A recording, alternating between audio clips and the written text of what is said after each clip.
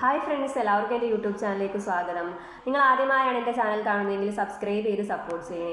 അപ്പോൾ നമ്മളിന്ന് current affairs ആണ് നോക്കുന്നത്.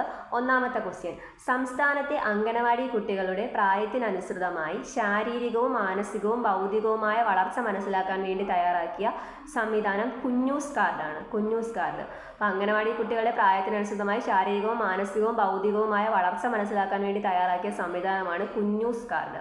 2025 ഫുഡ് കോർപ്പറേഷൻ ഓഫ് ഇന്ത്യയുടെ ജനറൽ മാനേജർ പദവിയിൽ നിന്ന് വിരമിച്ച ഒളിമ്പ്യൻ ആരാണ്? ഷൈനി വിൽസൺ ആണ്. 2036 പൗര കേന്ദ്രീകൃത നഗരങ്ങൾ നിർമ്മിക്കുന്നതിനായി ഒഡീഷ ഗവൺമെൻറ് ആരംഭിക്കുന്ന പദ്ധതിയാണ് അൻകൂർ. പൗര കേന്ദ്രീകൃത നഗരങ്ങൾ നിർമ്മിക്കുന്നതിനായി ഒഡീഷ ഗവൺമെൻറ് ആരംഭിക്കുന്ന പദ്ധതി ഏതാണ്? അൻകൂർ ആണ്. അഡൽ network for knowledge urbanisation and reform എന്നാണ് ഫുൾ ഫോം. അടുത്ത ഇന്റർനാഷണൽ ഓർഗനൈസേഷൻ ഫോർ മീഡിയേഷൻ സ്ഥാപിക്കാൻ നേതൃത്വം നൽകിയ രാജ്യം ഏതാണ്? ചൈനയാണ്. ഇന്റർനാഷണൽ ഓർഗനൈസേഷൻ ഫോർ മീഡിയേഷൻ സ്ഥാപിക്കാൻ നേതൃത്വം നൽകിയ രാജ്യം ചൈനയാണ്. മഞ്ഞുമല വീണ് നാമാവശേഷമായ ആൽപ്സ് പർവ്വതനിരകളുടെ താഴ്വരയിൽ സ്ഥിതി ചെയ്യുന്ന ഗ്രാമം ഏതാണ്? ബ്ലാറ്റൺ ഗ്രാമമാണ്.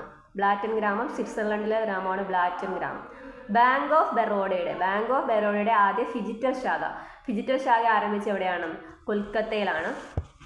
ഇന്ത്യ മംഗോളിയ തമ്മിലുള്ള സൈനിക അഭ്യാസമാണ് നൊമാഡിക് എലിഫന്റ് 2025. അതിന് വേദിയായത് മംഗോളിയയിലാണ്. Nomadic elephant 2025.